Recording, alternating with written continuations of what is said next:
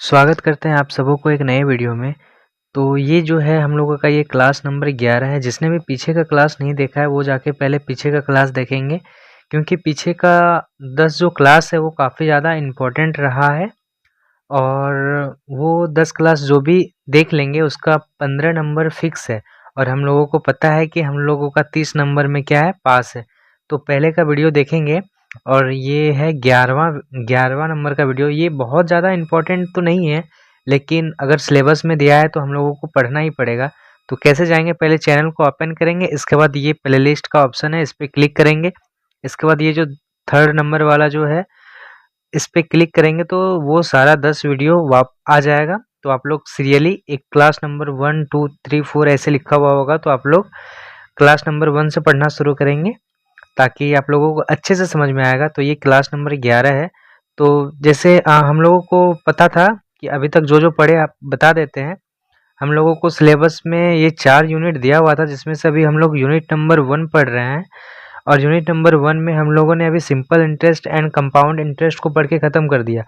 और अभी तक जो देख पा रहे हैं हम लोग कि सिंपल इंटरेस्ट और कंपाउंड इंटरेस्ट से हम लोगों को 15 नंबर 2023 में भी पूछा गया है और 2024 में भी पूछा गया है। तो 2023 में भी पूछा गया और 2024 में भी पूछा गया है। तो 2025 के लिए भी इम्पोर्टेंट है, मतलब अभी जो एग्ज़ाम देने वाले हैं तो उनके लिए भी ये बहुत ज़्यादा इम्पोर्टेंट रहेगा। तो आप लोग इसको अच्छे से पढ़ लेंगे ताकि 15 नंबर आप लोगों को आसानी से आ जाएगा। और 15 नंबर आसानी से कैसे आएगा, तो वो आप लोग वीडियो को अच्छे से देखेंगे तो 15 नंबर आ जाएगा। और हम लोगों को पता है कि 30 नंबर में क्या है, पास है। तो अब जो अगला टॉपिक है वो क्या है, प्रॉफिट एंड लॉस, जिसका हिंदी क्या होता है, लाभ और हानि। तो अभी हम लोग इस वीडियो में इस टॉपिक को पढ़ेंगे।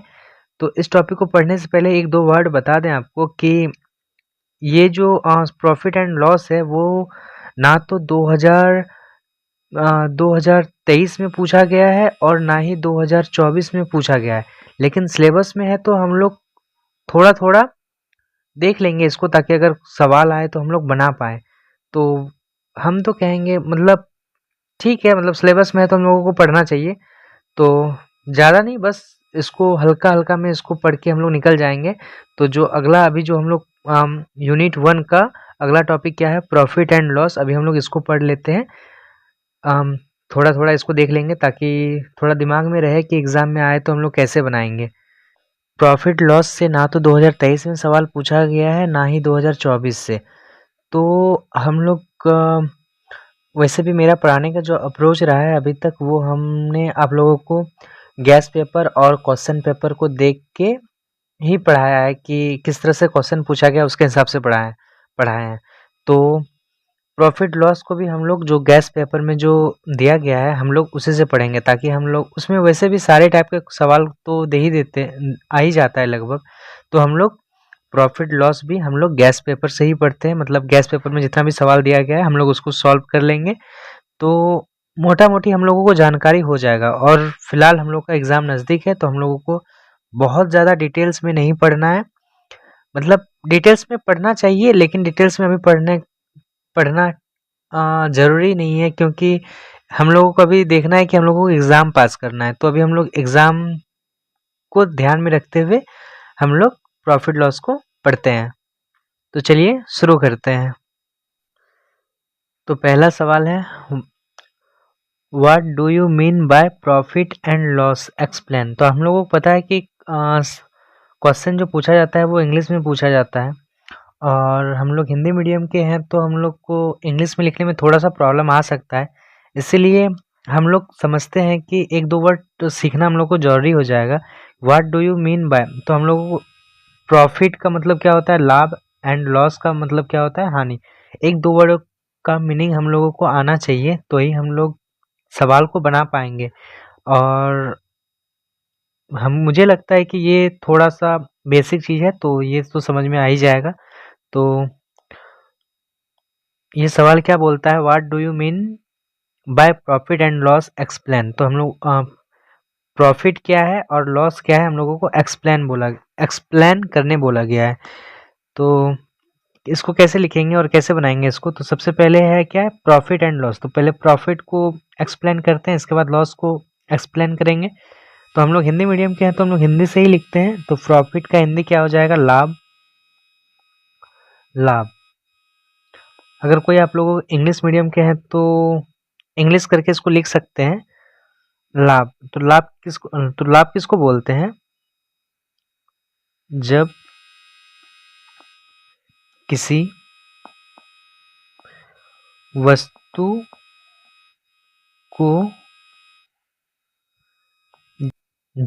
वस्तु को जिस कीमत पर खरीदा गया उसको क्या बोलेंगे? उसको बोलते हैं क्रय मूल्य। क्रय मूल्य। ठीक। उससे ज्यादा कीमत पर बेचा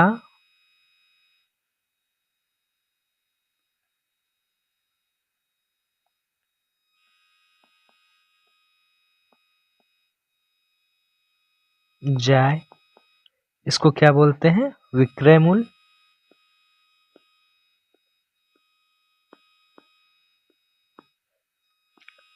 तो अतिरिक्त पैसा जो मिलता है उसे लाभ कहते हैं। लाभ कहते हैं। इतना तो समझ में आया? मतलब क्या है? जो जिस रुपए में खरीदते हैं और जिस रुपए में बेचते हैं, जो अतिरिक्त पैसा मिलता है उसी को लाभ कहते हैं। ठीक। तो लाभ बराबर सूत्र क्या हो जाएगा? तो सूत्र भी लिख देना इसमें, ताकि एक्सप्लेन करने बोला है तो हम लोग पहले उसका डेफिनेशन लिख देंगे। लाभ का डेफिनेशन लिख दिए, इसके बाद सूत्र क्या हो जाएगा? लाभ बराबर विक्रय मूल्य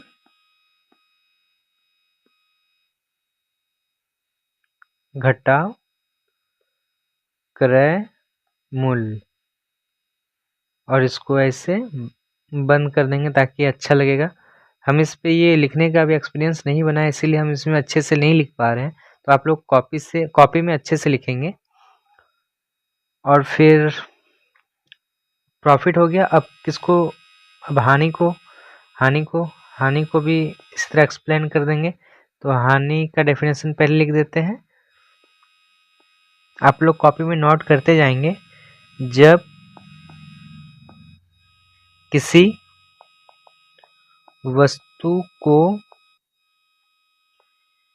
जिस कीमत पर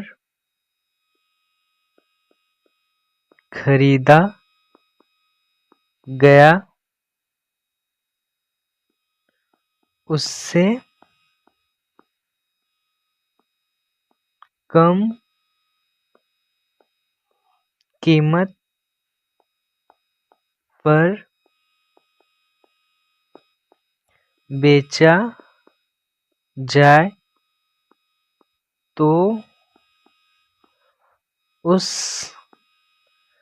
कमी को हानि कहते हैं। ठीक। और इसका सूत्र क्या हो जाएगा? सूत्र क्या हो जाएगा? हानि बराबर सूत्र क्या हो जाएगा? क्रय मूल्य माइनस विक्रय मूल्य। फिर इसको भी ऐसे घेर देंगे ताकि अच्छा दिखे। ठीक। समझ में आया होगा? तो 1 नंबर का सवाल हम लोगों का ये समाप्त होता है। क्या है? लाभ को पहले लाभ को लिख लेंगे, इसके बाद फिर लाभ का सूत्र लिख देंगे, इसके बाद हानि लिखेंगे, इसके बाद हानि का सूत्र लिख देंगे। अब देखिए दूसरा नंबर जो क्वेश्चन है वो हिंदी से दे दिया, लेकिन हम लोगों को पता है कि हम लोगों को एग्जाम में पूछा जाता है इंग्लिश से। तो इसलिए हम इंग्लिश से लिखे और इसको थोड़ा समझाने का कोशिश कर रहे हैं कि इंग्लिश से अगर सवाल को पूछा जाए तो हम लोग पहले सवाल को पहचानेंगे कैसे कि ये सवाल किस चीज़ का है। तो यहाँ पे देखिए, यहाँ पे दो चीज़ आप लोगों को देखने को मिलेगा। एक तो पहला लॉस परसेंटेज, एक सवाल, एक चैप्टर ये भी है। तो हम लोग यहाँ पे क्या देखें, लॉस और प्रॉफिट अगर देखते हैं तो हम लोग थोड़ा थोड़ा समझेंगे एक बात को कि ये जो सवाल है ये प्रॉफिट एंड लॉस का है। तो पहला ये सवाल पहला ये लॉस को देखेंगे। इसके बाद एक बार सवाल को ध्यान से पढ़ेंगे तो हम लोगों को थोड़ा थोड़ा समझ में आएगा कि ये सवाल प्रॉफिट एंड लॉस का है या फिर परसेंटेज का है। ठीक, तो अब क्या बोलता है कि ए पर्सन बाउट, बाउट का मतलब क्या होता है, बाउट का मतलब होता है खरीदना। ठीक, बाउट का मतलब होता है खरीदा, खरीदना वही हुआ। ठीक, तो a person bought an article for RS 5400, मतलब एक आदमी, एक व्यक्ति ने एक सामान कितना में खरीदा, 5400 में, और सोल्ड इट फॉर 4500, मतलब सोल्ड मतलब कि वो बेचा, 4500 में वो क्या क्या बेच दिया। तो फाइंड द लॉस परसेंटेज, तो हम लोगों को क्या निकालने बोला है, लॉस परसेंटेज, मतलब प्रतिशत घाटा निकालने बोला है। हम लोगों को सिर्फ घाटा नहीं निकालने बोला है, हम लोगों को घाटा परसेंटेज मतलब प्रतिशत पर, मतलब कितना प्रतिशत हम लोगों को हानि हुआ, हम लोगों को वो निकालने बोल रहा है। तो सबसे पहले हम लोग सवाल जब भी बनाते हैं तो हम लोग पहले उस पर लिखते हैं दिया गया क्या क्या है। ठीक, तो दिया गया है, तो दिया गया क्या क्या है, तो क्या लिखा है कि a person bought an article RS 5400, 5400 क्या हो गया, क्रय मूल्य, मतलब क्रय मूल्य मतलब, क्रय मूल्य मतलब जो खरीदा है, क्रय मूल्य, क्रय मूल्य कितना दिया हुआ है, 5400, 5400 रुपये। और विक्रय मूल्य मतलब बेचा गया, विक्रय मूल्य, विक्रय मूल्य कितना दिया गया है, 4500 रुपये। ठीक, तो इतना तो समझ में आया। तो हम लोगों को क्या निकालने बोला है, प्रतिशत घाटा।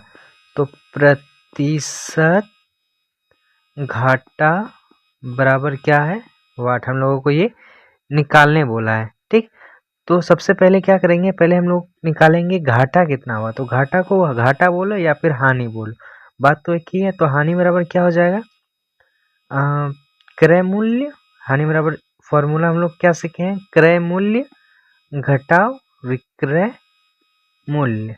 ठीक, तो क्रय मूल्य कितना दिया हुआ है, 5400 माइनस विक्रय मूल्य कितना है, 4500, कितना हो जाएगा, 5400 में 4500 घटाएंगे तो 900 रुपये, 900 रुपये हम लोगों को हानि हुआ। तो हम लोगों को इस पे प्रतिशत निकालने बोला है।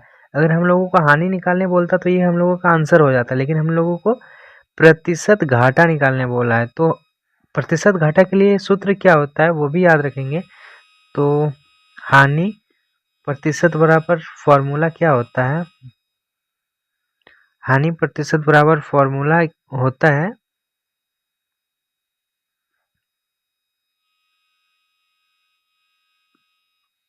हानि भागा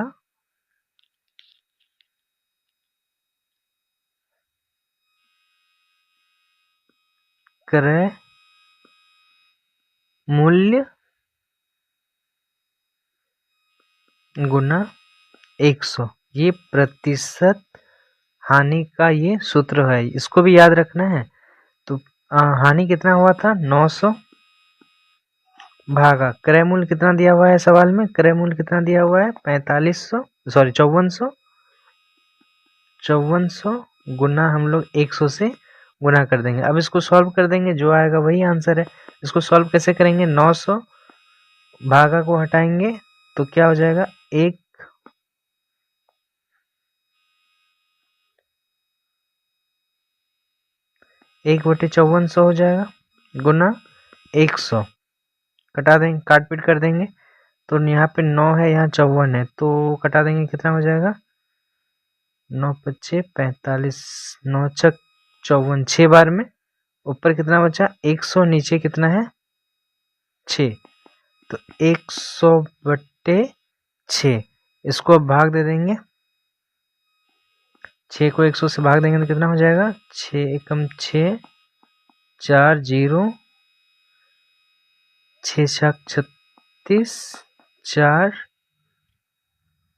इसको पॉइंट में निकालें या फिर पूर्णांक में लिख दे, बात वही है। 0.0, ये तो पूरा फिर ऐसे ही आते जाएगा। 6 छक्के 36, फिर 4, फिर 0, 6 छक्के 36, तो डायरेक्ट हम लोग इसको लिख सकते हैं 16.67%। यही क्या हो जाएगा आंसर। तो समझ में आया होगा आप लोगों को ये वाला भी अच्छे से। तो हम लोग ऐसे ही हल्का हल्का इसको हम लोग समझते जाएंगे, पढ़ते जाएंगे, ताकि हम लोगों का थोड़ा ये जल्दी निकल जाए प्रॉफिट एंड लॉस, क्योंकि इससे सवाल तो 2023 में भी नहीं पूछा है, 2024 में भी नहीं पूछा है। अब देखते हैं अगला। सोचे थे आप लोगों का वीडियोस को रेगुलर वो सारा क्लास को पूरा कर देंगे, तभी एक मैसेज आता है कि अब ऑब्जेक्टिव मोड में होंगी यूजी की कॉमन कोर्स परीक्षाएं।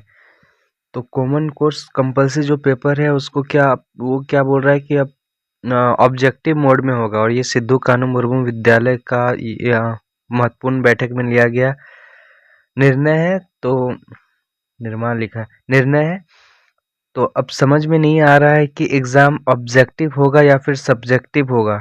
तो पता चलेगा कि अगर इतना मेहनत से आप वीडियो बना रहे हैं और पता चलेगा कि एग्ज़ाम का मोड ऑब्जेक्टिव हो गया, और ऑब्जेक्टिव मोड का ना तो हमको पैटर्न पता है कैसा पूछेगा कैसा क्या होगा, क्योंकि हम भी एक स्टूडेंट हैं तो हमको भी उतना ज़्यादा जानकारी है नहीं कि बस न्यूज़ से ही देख के पता कर सकते हैं कि क्या होगा क्या नहीं। और इतना कम टाइम में पता भी कैसे किस तरह से मैनेज करेंगे। इसीलिए अब क्या करते हैं कि अब इतना डिटेल्स में आप लोगों को वीडियोस ना बना के बस एग्ज़ाम ओरिएंटेड को वीडियो को बना दे रहे हैं, ताकि अगर सब्जेक्टिव अगर हो भी जाए किसी भी तरह तो आप लोगों का 40 से 45 नंबर आसानी से आ जाए। तो अब हम वीडियोस के सारे सिलेबस के सारे टॉपिक को ना क्लियर करके अब हम एग्ज़ाम ओरिएंटेड, मेरी बात को ध्यान से सुनेंगे, एग्ज़ाम ओरिएंटेड वीडियोस को अभी हम डाल दे रहे हैं। मतलब आने वाले 3-4 वीडियो जो होंगे वो एग्ज़ाम ओरिएंटेड होंगे। अगर सब्जेक्टिव होता भी है तो आप लोग उन सारे वीडियोस को, जो 4-5 वीडियो डालेंगे वो 15-20 मिनट करके होगा, वो देख के आप लोग 45 से 50 नंबर के बीच में ला सकते हैं। तो इसीलिए अब हम सारे को क्लियर, मतलब पूरे सब्जेक्ट की मतलब सारे सिलेबस को अब डिटेल्स में ना पढ़ा के अब सिर्फ एग्ज़ाम ओरिएंटेड पढ़ाते हैं। ठीक, तो इस वीडियो को यहीं पे ख़त्म करते हैं। ये न्यूज़ पता ही नहीं चलता है कि एसकेएमयू कौन सा कब न्यूज़ दे देगा, क्या दे देगा। तो मिलते हैं नेक्स्ट वीडियो में एक बेहतरीन वीडियो के साथ। वैसे भी आप लोगों को हम तैयारी करते रहना है, अगर ऑब्जेक्टिव हो या फिर सब्जेक्टिव हो, क्या पता सब्जेक्टिव ही हो जाए, या हो सकता है मे बी ऑब्जेक्टिव भी पूछे। तो अब देखते हैं क्या होता है, पर आप लोग ऑब्जेक्टिव और सब्जेक्टिव दोनों तैयारी करें, क्या पता क्या होने वाला है। तो ठीक है, मिलते हैं नेक्स्ट वीडियो में। एग्ज़ाम ओरिएंटेड वीडियो होगा तो आप लोग ज़रूर देखेंगे उस वीडियो को। Thank you.